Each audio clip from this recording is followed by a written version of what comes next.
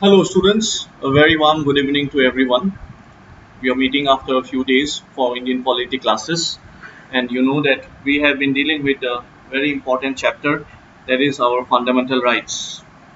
I'll not be wasting much time today, and I'll be directly going into taking the class. Whatever doubts you have, I'll be looking after everything. Before everything, let's just begin with the class. You know that in the last class we had covered up to Article 19 of our fundamental rights in the Indian Constitution. Today we are going to continue from Article 20, again very important, and in fact all the articles are quite important from exam perspective. I'm just checking lecture number 15 if there are any doubts, and that where we discuss about Article 19, and I can't see any doubts. I can just see some thank you message from Madhusmita and Rimjim uh, from our online batch students. So since there are no doubts, so I can directly move ahead with the class. Okay, अगर कोई doubt होता तो मैं doubts को पहले clear कर देता. सो मैंने आपको पहले ही बोला है कि जो भी आपका डाउट्स होगा regarding any chapter please comment your doubts in the message box और in the comment section. And in the next class itself, मतलब जब भी उस सब्जेक्ट का नेक्स्ट क्लास जब होगा, मैं उसी क्लास में इनिशियल स्टार्टिंग पार्ट में वो डाउट्स पहले क्लियर करके then I will proceed with the topic of that particular day. All right. So I hope you've understood that. And अभी आपका असम जीके का क्लास पैरेलली स्टार्ट हो चुका है along with Assam history. So please try to focus on that part also. That will be also very important. And UPSC students के लिए भी like I was not uploading the Hindu or Indian Express lectures, right? So very soon, I think from tomorrow itself, ठीक है, आपका वो classes भी अभी continue हो जाएगा. In fact, I was busy preparing the content of the newspaper, ठीक है. और आपको पता है कि हम आपको मंथली बेसिस में सब्जेक्ट वाइज करंट अफेयर्स पढ़ाते हैं, और that is why it takes some time to analyze everything, all the editorials from exam perspective. So the pattern of classes will remain to be same, and here I will be also providing you some my own personal handwritten notes, ठीक है. हर एक notes, हर एक like topic के लिए आपको notes मिल जाएगा, and that will also help you a lot in the prelims as well as mains of upcoming exam. Alright. अगर आपके लिए थोड़ा ज़्यादा हो रहा है because Assam Tribune analysis classes भी आपको मिल रहा है, उसका पीडीएफ भी मिल रहा है, और साथ में आपका जीएस क्लासेस भी चल रहा है, right. So but still those who are preparing for APSC only, उनके लिए भी मैं आपको बोलना चाहूँगा कि हिंदू का क्लासेस भी इम्पोर्टेंट रहेगा. काइंडली उसको भी देख लीजिएगा आप लोग, ठीक है. So let's continue from Article 20 of Indian Polity Lectures, protection in respect of conviction for offences. तो इसका मतलब ये है कि जो ऑफेंस कंडक्ट करते हैं, ठीक है, जो ऑफेंस कंडक्ट करते हैं लोग ना, उसमें पनिशमेंट के लिए, ठीक है. Now suppose there is a criminal, तो वो क्रिमिनल का भी कुछ फंडामेंटल राइट्स होना चाहिए, यस और नो. ऐसा नहीं कि क्रिमिनल को जेल में डाल के now he will be killed, he will be bitten up unto death, ठीक है. ऐसा नहीं होना चाहिए. सबका fundamental rights, even if a person is a criminal, उनका भी फंडामेंटल राइट्स प्रोटेक्ट होना चाहिए. ऐसा नहीं होना चाहिए कि जोर जबरदस्ती, अगर suppose there is an innocent person, he और she has not committed any violence और एनी ऑफेंस, ठीक है, और उनको उनका पीछे में उनको खड़ा करके क्या कर सकते हैं कि उनका पीछे, मतलब कैमरा के पीछे उनके फैमिली मेम्बर्स को ब्लैकमेल करके, by keeping them at the gun point, कि आप ये कमिट करो, यहाँ पे कैमरा के सामने आप बोलो कि आपने ये ऑफेंस किया है, नहीं तो हम आपके फैमिलीज के साथ we will threaten your family, right. तो ऐसे केसेस बहुत होते हैं हिंदी मूवीज में, आप लोग देखते हो. और ऐसे टाइम पे क्या होता है कि आप बोल देते हो कि आपने क्या, in fact you have not done that, okay, and you are an innocent person. So ऐसा नहीं कर सकते हैं लॉ, ठीक है. पुलिस या पुलिस जुडिशियल कस्टडी में रहे या फिर पुलिस कस्टडी में रहे, ऐसा नहीं कर सकते हैं. इस मामले में उनका फंडामेंटल राइट्स के ऊपर definitely it should be given importance. So this article, ये जो आर्टिकल 20 है, ये क्या किसके साथ डील करता है, ये आपका जो क्रिमिनल्स या फिर जो ऑफेंस कंडक्ट करते हैं उनके साथ डील होता है। तो इसमें आप 3 प्रोविजन देखोगे। Can you see there are 3 provisions? Okay, there are 3 provisions. Now what are these 3 provisions? Please see this carefully. No ex post facto law. बहुत बढ़िया से इसको समझिए, ठीक है। ये एग्जाम में आ सकता है both in prelims as well as mains. तो no ex post facto law क्या होता है आप देखिए। No person shall be, okay, ground of reasonable restrictions on this right. एक second.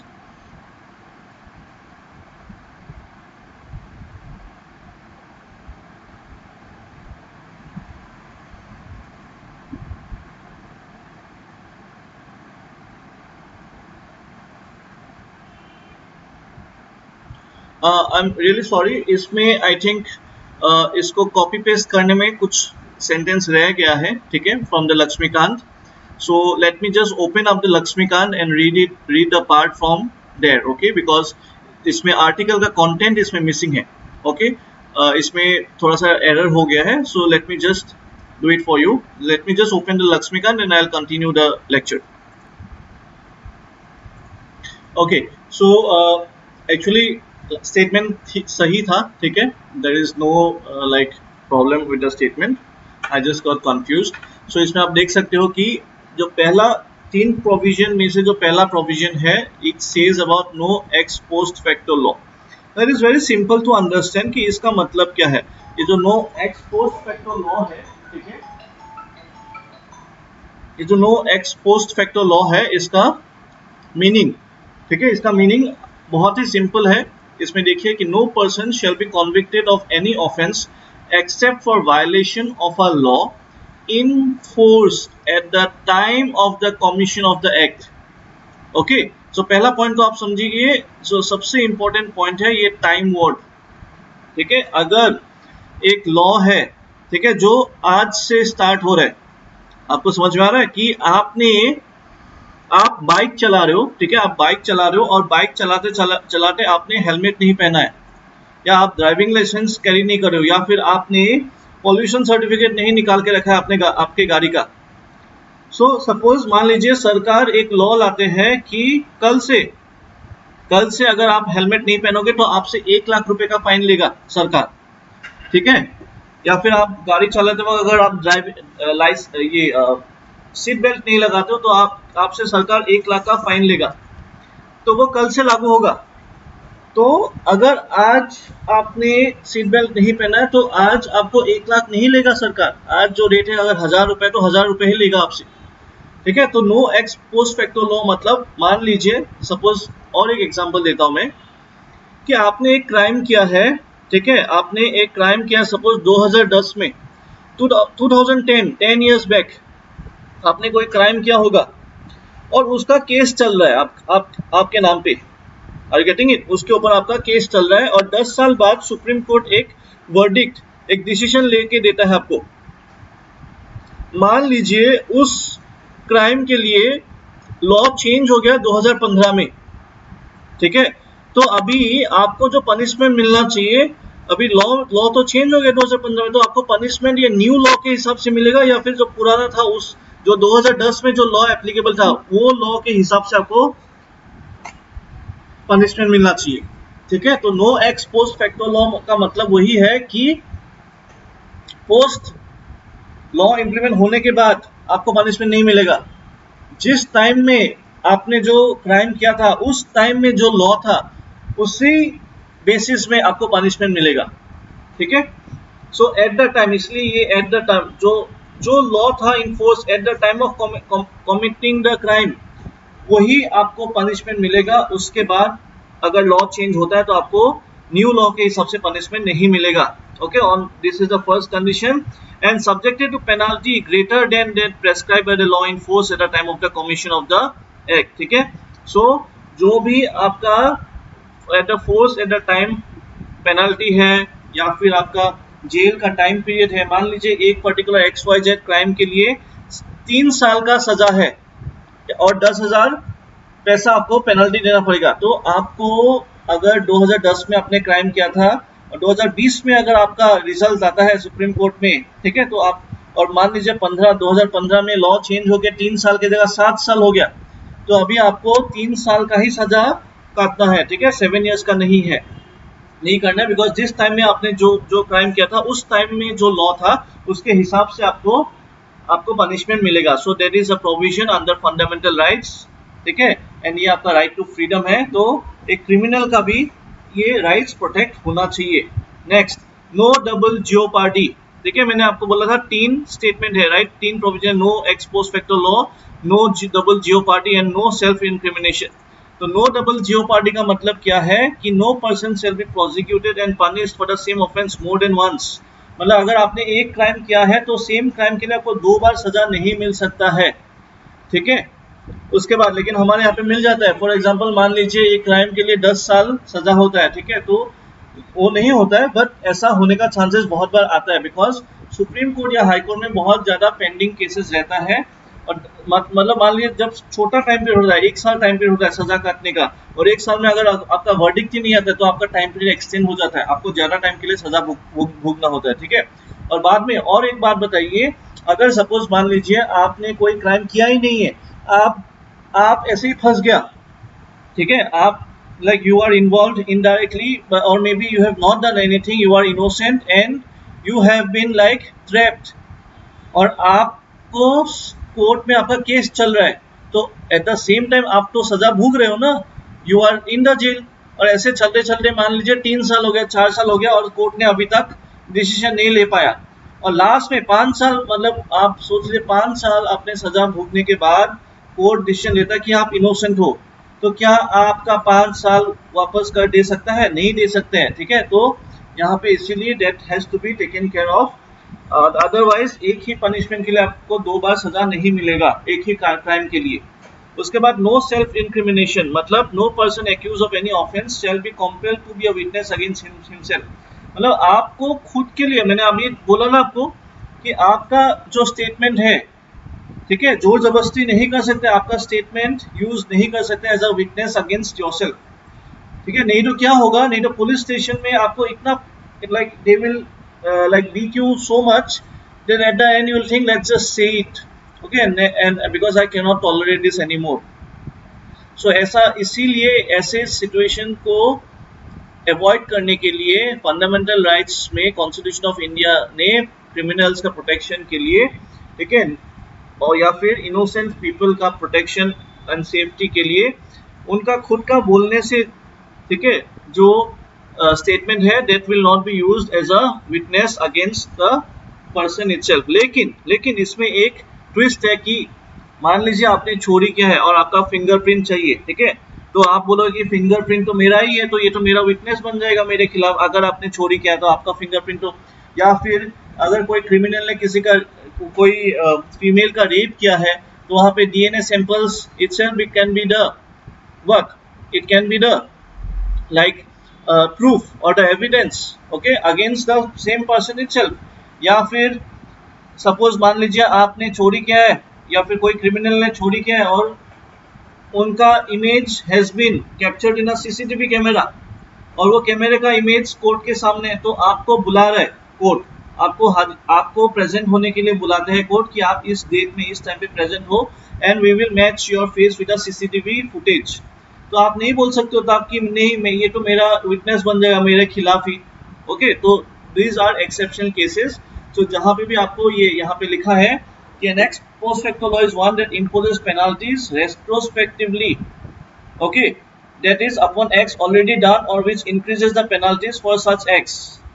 All right, the enactment of such a law is prohibited by the first provision, ठीक है. तो x post facto मतलब क्या, रेट्रोस्पेक्टिवली लेता है कि पहले से, मतलब मान लीजिए कि आज से अगर लागू होता है कानून तो पहले से ही वो लागू हो जाएगा. लेकिन फंडामेंटल राइट क्या बोलता है, ये आप देख सकते हो, नो वर्ड है ना यहाँ पे, this no word is there. So मतलब क्या, पहले का नहीं होगा, ठीक है, जिस टाइम में जो क्राइम किया था उसी टाइम पीरियड का जो भी पेनल्टी है वही आपके ऊपर लागू होगा. All right, so the enactment of such a law is prohibited by first provision. All right, in however ये जो limitation है this is imposed only for what, criminal laws and not for tax laws. तो ये बहुत important है, ठीक है, this point is very very important, you can see in our notes.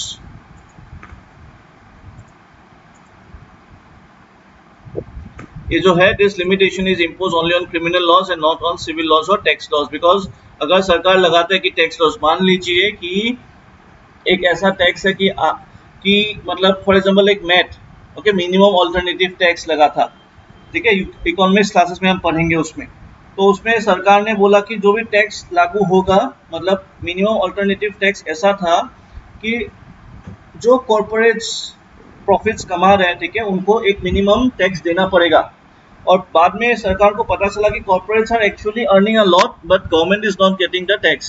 सो सरकार ने बोला कि आप इतने 10 सालों से जितने भी प्रॉफिट्स कमा रहे हो तो उसका कुछ तो टैक्स देना पड़ेगा, लेकिन वो लॉ में था नहीं। तो अभी लॉ हम एमेंड करेंगे और एमेंड करने के बाद हम टैक्स हासिल, मतलब will extract the tax from the corporate. तो कॉर्पोरेट बोलेंगे नहीं, ये तो रेट्रोस्पेक्टिव हो गया, ये तो कानून उस टाइम तो ऐसा कानून था ही नहीं। तो सरकार बोलेंगे नहीं, आपने इतना प्रॉफिट किया तो हमें टैक्स देना पड़ेगा। सो सिविल लॉज और टैक्स लॉज में ये no ex post facto law is not applicable, it is only applicable for criminal laws, ठीक है। उसके बाद हमने ये देखा no double jeopardy, no self incrimination और no person accuse of any offence shall be compelled to be a witness against himself, ठीक है। It extends only to criminal proceedings and not to civil proceedings, ठीक है। लेकिन ये आप देख सकते हो यहाँ पे भी ऐसा ही है, ठीक है। नो डबल जेओपार्डी में आप देख सकते हो it is available only in proceedings before a court of law और judicial tribunal, not departmental ones, ठीक है। डिपार्टमेंटल वंस में नहीं होता, ये सिर्फ कोर्ट ऑफ लॉ और जुडिशियल ट्रिब्यूनल में ही होता है, आपको ये थोड़ा याद करना पड़ेगा। और जो नो सेल्फ इंक्रिमिनेशन है कि आप खुद के अगेंस्ट विटनेस गवाही नहीं दे सकते हो, लेकिन इसमें भी आप देख सकते हो एक्सेप्शन है, compulsory does not extend to compulsory protection of material objects. मतलब मान लीजिए आप कोई क्राइम इंसिडेंट में अपने कोई शर्ट पहन के रखा था या कोई कपड़े पहन, और and that material object, that shirt can be a proof that आपने वो क्राइम किया है, ठीक है। तो आपको वो प्रोड्यूस करना पड़ेगा कोर्ट के सामने, आप नहीं बोल सकते कि ये तो मेरा है, ठीक है, and my things can not B a witness against my self because fundamental right gives me this protection, ऐसा नहीं होगा, ठीक है। आपको जोर जबरदस्ती वो आप जो ओरल स्टेटमेंट दोगे उसके ऊपर basically this is there, okay. Then मैंने बोला कि आपका thumb impression, specimen signature, blood specimens, ये सब this are evidences of that you have committed some crime, तो ये सब आपको देना ही पड़ेगा, ठीक है। Then compulsory exhibition of the body, जो मैंने आपको बोला कि आपका फेस स्ट्रक्चर को क्या करना है, मैच करवाना है एज पर सीसीटीवी फुटेज, सो आपको प्रेजेंट होना पड़ेगा वहां पे, you have to be there, okay. So these are exceptions, so this is what article 20, ठीक है। तो आपको आई होप यू अंडरस्टूड, तीन बेसिक मोटा मोटा पॉइंट्स है, क्या क्या है आपका, no ex post facto law, no double jeopardy and आपका नो सेल्फ इंक्रिमिनेशन, ठीक है। तो ये तीनों चीज I hope you understood very beautifully. Then Article 21 states that no person shall be deprived of his life. We are moving to the next article now, ठीक है, कि कोई भी इंसान को लाइफ से, उनका पर्सनल लिबर्टी से डिप्राइव नहीं होना चाहिए except according to procedure establish by law. तो प्रोसीजर एस्टेब्लिश बाय लॉ मैंने आपको पहले ही समझाया था, राइट, रूल ऑफ लॉ आपको समझाया था, अगर किसी ने मिस किया तो फर्स्ट लेक्चर आप देख लेना फंडामेंटल राइट्स का। Now let us directly move here कि ये जो आर्टिकल 21 है इसका इवोल्यूशन कैसे हुआ, कि राइट टू लाइफ, ठीक है, राइट टू लाइफ कौन छीन सकते हैं आपसे, या फिर पर्सनल लिबर्टी आपको कौन छीन सकते हैं, और and how this article now has become a very big article. आपको पता है ये आर्टिकल बहुत बड़ा बन चुका है, मतलब इस आर्टिकल 21 में बहुत सारे चीजें घुस चुका है। जैसे आप कंपेयर कर सकते हो with your article, like not article, basic structure doctrine, जो हमने केशवानंद भारती केस 1973 में आया है देखा था। तो basic structure doctrine is becoming big day by day, right, because supreme court आज एक वर्डिक्ट देगा, कल एक वर्डिक्ट देगा, तो उसमें वो लोग क्या बोलेंगे, this is also part of basic structure doctrine, that is also part of basic structure doctrine. So this is how supreme court is increasing its increasing its domain of the basic structure of the constitution. Alright, and similarly the domain of article 21 is also increasing and it is broadening up. तो ये बड़ा हो रहा है। So article 21 क्या है, right to life and personal liberty। तो इसका evolution कैसे हुआ है वो हम थोड़ा सा देखते हैं, चलिए। So evolution of this right, in the Gopalan case 1950, the Supreme Court held that the protection under Article 21 is available only against arbitrary executive action and not from arbitrary legislation action, ठीक है। सो ये 1950 का बात है। गोपालन case में बोला कि राइट टू लाइफ जो है ना, ये इसका प्रोटेक्शन सिर्फ आर्बिट्री एग्जीक्यूटिव एक्शन के खिलाफ है, मतलब लेजिस्लेटिव एक्शन के से ये प्रोटेक्टेड नहीं है। मतलब अगर सरकार कल जाके कोई लॉ बनाएगा, ठीक है, और लॉ में बोलेगा कि अगर आप ऐसा काम करोगे तो you will be like given what, given penalty of death, right, मतलब फांसी होगा आपका। और गेटिंग इट, तो ऐसे अगर लॉज ऐसा कि आप अगर रेप करोगे तो रेप का लॉ में ये लिखा हुआ है कि because this is what, this is one of the rarest of the rare case, तो rarest of the rare case में capital punishment is allowed. So आप वहां पे नहीं बोल सकते हो कि ये तो एक मेरा फंडामेंटल राइट वायलेट हो रहा है, मैंने रेप किया तो क्या हुआ, मैंने किसी का मर्डर किया तो क्या हुआ। फंडामेंटल राइट बोल रहा है कि आप मेरा राइट टू लाइफ नहीं लेके जा सकते, लेकिन ऐसा नहीं है, ठीक है, बिकॉज लॉ से आप किसी का लाइफ लेके जा सकते हो और आप उनको फांसी दे सकते हो अगर उन्होंने ऐसा क्राइम किया है, ठीक है। Then the personal liberty means only liberty relating to person और बॉडी ऑफ द इंडिविजुअल, ठीक है। तो ऐसा एक गोपालन केस में वर्डिक्ट दिया था कि जो पर्सनल लिबर्टी के बारे में हम बात कर रहे हैं, that is relating to the person और body of the individual only, okay. This is because of the expression procedure established by law in Article 21. It does not question the validity of law which has prescribed the procedure, ठीक है। तो procedure established by law हमने already explain किया था कि इसका मतलब क्या है कि जो law हमने establish किया, what is this procedure, ठीक है, what is this procedure, हम उसके हिसाब से हम उसको implement करेंगे, will not question that, ठीक है। लेकिन रूल ऑफ लॉ में क्या होता है, रूल ऑफ लॉ में आप लॉ को क्वेश्चन कर सकते हो अगर वो जस्टिफाइड नहीं दिखता है। कि ऐसा हो कि मान लीजिए कि आपने चोरी किया है और चोरी के पकड़े जाने में आपको फांसी दिया जाता है, तो will that be justified? We can not justified, right. एक चोरी और एक मान लीजिए मर्डर, दोनों में बहुत डिफरेंस है। सो जो प्रोसीजर के थ्रू ये जो एस्टेब्लिश होगा, ठीक है, सो इसमें एवरीथिंग विल बी लाइक बहुत ब्रीफ डिटेल्स में इसको एक्सप्लेन किया जाएगा, ठीक है। So that is why this was established at that time for, okay. But in Maneka case आप इसमें देखते हैं कि जो 1978 का मेनेका केस है, Maneka Gandhi case, okay, the supreme court overrule its earlier judgment in the Gopalan case, ठीक है। और इसमें आप देख सकते हो कि procedure prescribe by any law should be reasonable, fair and just. और गेटिंग इट, जो मैं अभी बोल रहा था आपको कि प्रोसीजर एस्टेब्लिश बाय लॉ में क्या होता है कि जो प्रोसीजर से एस्टेब्लिश हुआ है लॉ, ठीक है, कि आपने सपोज चोरी किया है और चोरी किया करने में आपको फांसी दिया जाता है, और गेटिंग इट, तो उसके लिए अभी वो लॉ का एक प्रोसीजर होगा कि आपने चोरी किया, उसके बाद आपको इस सेक्शन के अंदर आपको फॉर एग्जाम्पल मान लीजिए कि 24 घंटे के अंदर आपको मजिस्ट्रेट के सामने पेश किया जाएगा, उसके बाद आपका ऐसे केसेस चलेगा, देन एट द एंड अगर if you prove then you will be given a फांसी। So this is the procedure for example, ठीक है, या फिर उसमें भी और justifications होगा। But the point that I am trying to make here is that कि वो जो procedure है ना, procedure established by law में, procedure itself should be justified, right? fair होना चाहिए। ऐसा नहीं होना चाहिए कि आपने चोरी किया है तो उसमें बस एक प्रोसीजर लिख दिया कि चोरी करने से ये प्रोसीजर से देयर विल बी जस्टिस, और जस्टिस क्या है कि फांसी। प्रोसीजर में लिखा है, ठीक है, लेकिन but will that procedure be justified? No, reasonable है नहीं है, जस्ट है नहीं है, फेयर है नहीं है। और getting it, so that is why इसको मेनेका केस में इसको ऑल्टर किया, ठीक है, बहुत इंपॉर्टेंट है।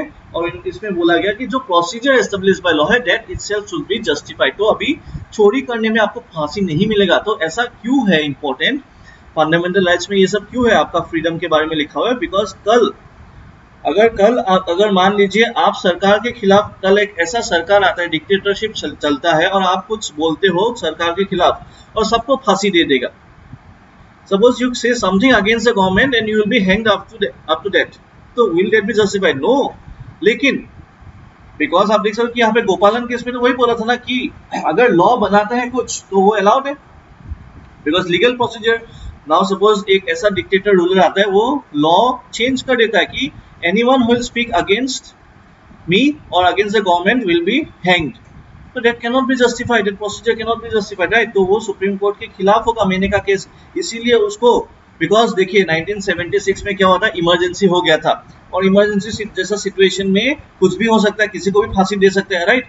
इसलिए मेनका केस, गांधी केस में 1971 में सुप्रीम कोर्ट ने इमरजेंसी टाइम पीरियड देख लिया कि ऐसा ऐसा मिसयूज हो सकता है, सरकार फंडामेंटल राइट्स का मिसयूज भी कर सकता है, इसीलिए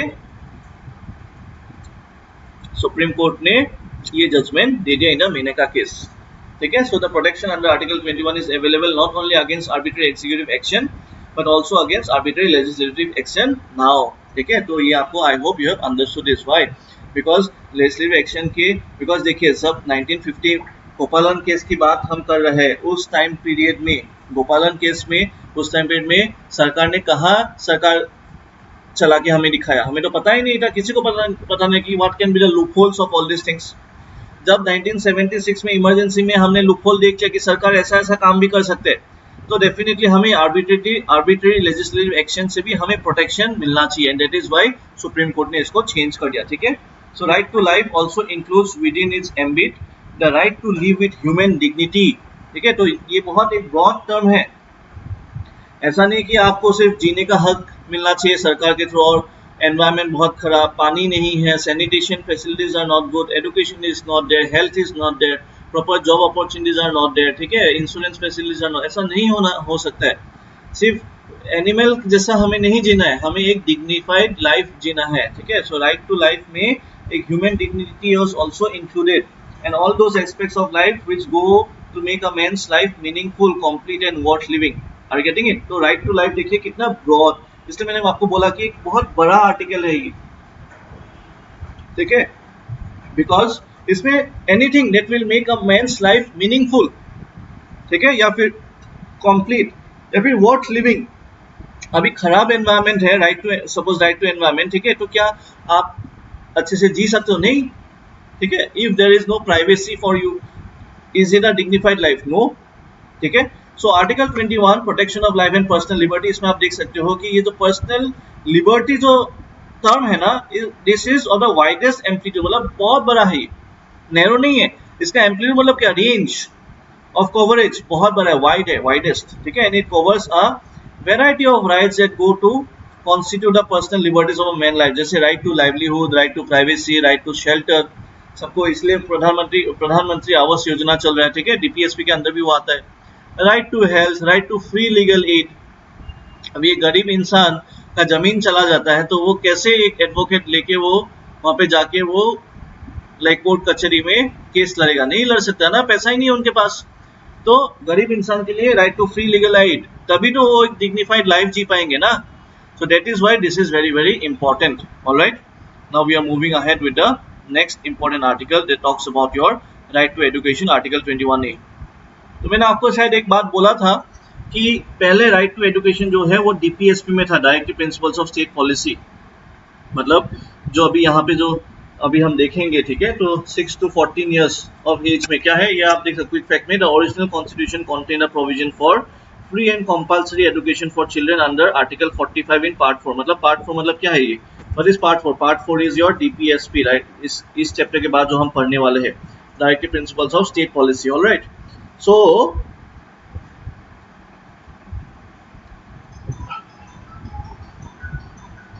ये जब directive principles of state policy में था, ठीक है, सो इसमें आप देख सकते हो कि directive principles of state policy are not justiciable, okay, और या फिर it is not enforceable in court of law.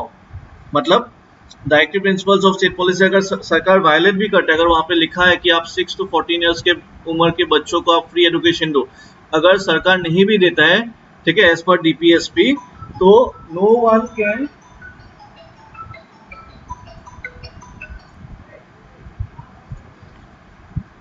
So as per DPSP, even if the government does not provide, all right, so no one can go to court कि हमें education नहीं मिला है, because DPSP is not justiciable. I had already explained it to you. But now since it has been added in fundamental rights, now when will आपके हिसाब से आप बताओ कि fundamental right में, okay, fundamental right में DPSP से एक subject उठा के कब डालेंगे सरकार? जब उनके पास resources होगा, right? पहली बात रिसोर्सेज होना पड़ेगा, तभी तो आप इंश्योर कर सकते हो ना कि हम सबको एजुकेशन देंगे फ्री में 6 to 14 ईयर्स। अगर सरकार के पास इंफ्रास्ट्रक्चर नहीं है, स्कूल्स नहीं है, स्किल्ड मैन पावर नहीं है, टीचर्स नहीं है, ठीक है, मिड डे मील स्कीम चलाने के लिए अनाज नहीं है, सरकार के पास पैसा ही नहीं है, तो कहाँ से चलाएंगे? तो एट अ टाइम जब सरकार के पास कॉन्फिडेंस आ जाता है कि हम हमारे पास इतने तो रिसोर्सेज है कि हम देश के बच्चों को, जो गरीब बच्चे हैं, उनको एटलीस्ट फ्री एजुकेशन हम प्रोवाइड कर सकते हैं, ठीक है। एंड इसीलिए सरकार ने 86th अमेंडमेंट के थ्रू, ठीक है, 2002 में इसको डीपीएसपी से उठा के कहा दे दिया, it made elementary education a fundamental right. Elementary education मतलब बच्चों का स्कूल, ठीक है, class from age 6 to 14। So elementary education को एक फंडामेंटल राइट बना दिया। अभी अगर कोई भी बच्चा को एजुकेशन से मना करते हैं देन उनका फंडामेंटल राइट वायलेट होता है और वो डायरेक्टली सुप्रीम कोर्ट जा सकते हैं, ठीक है। तो इसके हिसाब से आपका 6 to 14 ईयर्स के बच्चों को क्या मिला, फ्री एंड कंपलसरी एजुकेशन मिला, ठीक है। एंड ये 21A जो आर्टिकल ये अमेंडेड है इसलिए कैपिटल ए है, ठीक है। तो right of children to free and compulsory education act 2009, because ये देखिए 2002 में इसका अमेंडमेंट हुआ था लेकिन ये इम्प्लीमेंट हुआ है from 2009।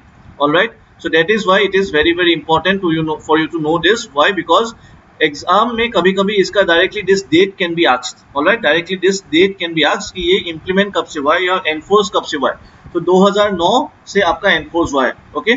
So this is what your right to freedom, और इसके अंदर हमने राइट टू एजुकेशन देखा, राइट टू लाइफ देखा, ठीक है, protection of life and personal liberty. Then we have also seen the protection of in respect of conviction for offences, ठीक है। सो एंड देन आर्टिकल 19 में हमने फ्रीडम, राइट टू फ्रीडम में हमने बहुत सारे चीजें देखा था, जैसे freedom of speech and expression, assembly, movement, ठीक है, एसोसिएशन, प्रोफेशन एंड एवरीथिंग, और उसका हर एक चीज हमने डिटेल्स में कवर किया था। Alright, so this is what we have for this lecture. Okay, now immediately after this lecture I'll be uploading the next lecture for today where we'll be discussing the next fundamental rights, ठीक है। तो आप छोटा छोटा videos में आप देख पढ़िए, और हमने freedom, right to freedom under fundamental rights from article 19 से लेके 21 तक, 21A तक इनफैक्ट कवर अप कर लिया है, ठीक है। उसके बाद I think we can, sorry, in fact even this article comes under your right to freedom, okay. There is protection against arrest and detention in certain cases, so I'll cover this article in this lecture itself, ठीक है। इसके बाद जो article 23 से start होगा, from there I will start with a new video lecture, all right। So let us complete this, really sorry, because article 19 से 22 तक आपका right to freedom होता है, and this deals with protection against arrest and detention in certain cases। now इस बात को आप समझिए, जो आर्टिकल 20 है वो क्रिमिनल का ऑफेंसेस को लेके है। यहाँ पे अरेस्ट होने के बाद, ठीक है, अरेस्ट होने के बाद या डिटेन्ड, ठीक है, दोनों आप as like synonym you can use. तो डिटेंशन इज आल्सो अरेस्ट, ठीक है। सो इसमें जब अरेस्ट आप हो जाते हो तो इसमें भी आपके लिए कुछ कुछ क्या है, आपका फंडामेंटल राइट्स प्रोटेक्शन मिलता है, ओके। तो first part of article 22 provide specific rights to persons who is arrested और detained under an ordinary law. तो इसमें दो पार्ट आता है आर्टिकल 22 में, और इसमें आपका जब आप अरेस्ट होते हो या फिर डिटेन होते हो अंडर ऑर्डिनरी लॉ तो उसमें आपका स्पेसिफिक राइट्स के बारे में इसमें डिस्कस किया जाता है, ठीक है। सो आप देखिए इसमें कि राइट टू बी, जो जब आप अरेस्ट होते हो, अगर आपने कोई क्राइम किया है या फिर detain, so it is your fundamental right to know that आपको किस ग्राउंड में आपको अरेस्ट किया गया है, ठीक है। देन आप एक लॉयर के साथ कंसल्ट कर सकते हो, और वो भी आपका चॉइस का लॉयर, ठीक है, that is also your fundamental right. इसलिए मूवीज में दिखाते हैं ना, जब अरेस्ट करते तो the person wants to talk to his lawyer, ठीक है, और देन ही और she asks it on which ground you are arresting me, ठीक है। और वो आप अरेस्ट वारंट जो लेके आता है पुलिस, तो उसमें लिखा रहता है कि ऑन व्हिच ग्राउंड, वो लिखा रहना पड़ेगा, without that no one can arrest you, that is your fundamental right under article 22।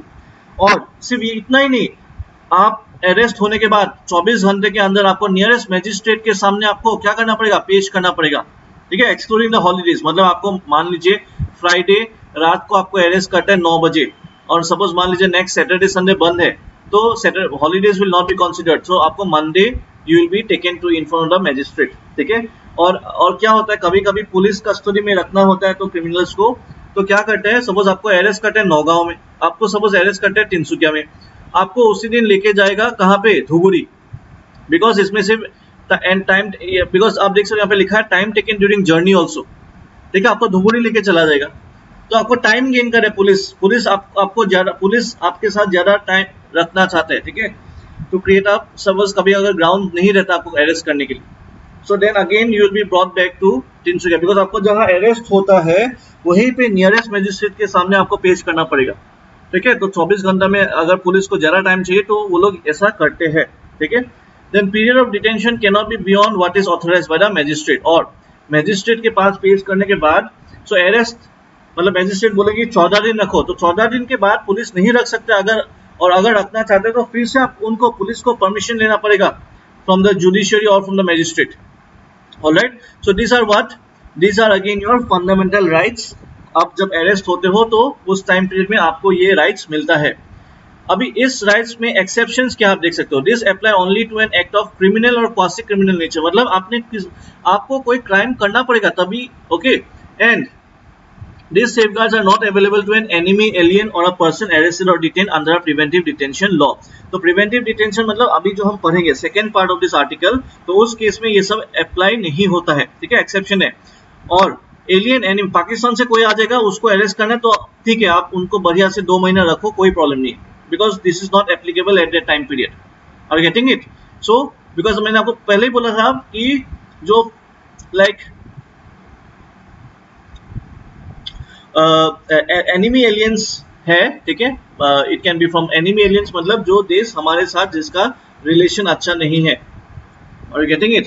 So this article is specifically not applicable to an enemy alien, okay? या लेकिन अगर आप सोचे कि कोई हमारे फ्रेंडली नेशन से कोई आता है, यूएस से आता है, तो then it will be applicable, okay? Enemy alien are those like foreigners who are coming from a nation जिसके साथ इंडिया का रिलेशन अच्छा नहीं है, और फॉर एग्जांपल चाइना हो सकता है, बांग्लादेश या फिर पाकिस्तान, ठीक है, ऐसे नेशंस हो सकते हैं।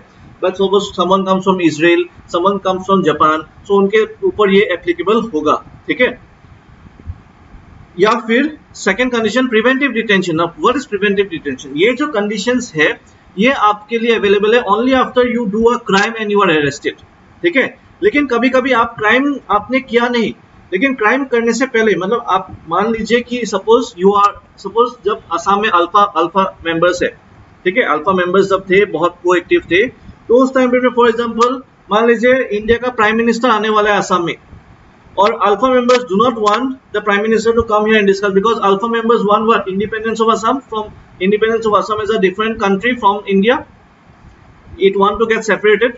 सो वो क्या कर सकता है कि प्राइम मिनिस्टर को बॉम्ब से उड़ा सकते हैं, या फिर someone can assassinate the prime. तो जो भी लीडर्स होंगे ना, जो जिसके ऊपर पुलिस का हमेशा डाउट रहता है, तो उनको क्या करेंगे? उनको डिटेन कर लेंगे, preventive, to prevent the crime. Are getting it? मतलब क्राइम को प्रिवेंट करने के लिए उनको डिटेन कर लेंगे, ओके। सो उस केस में अभी हम देखेंगे क्या क्या प्रोटेक्शन मिलता है, या फिर इलेक्शन से पहले हो, या फिर एनी टाइम, और फिर any foreign delegates are visiting, ठीक है। तो जो अनसोशल एलिमेंट्स है सोसाइटी का, उनको विदाउट ट्रायल, ओके, प्रिवेंटिव मतलब प्रिवेंटिव डिटेंशन मतलब क्राइम को प्रिवेंट करने के लिए we can arrest them, and such a detention is subject to the following safeguards, ठीक है। तो अभी प्रिवेंटिव डिटेंशन के लिए क्या क्या सेफगार्ड है आप उसको देखिए।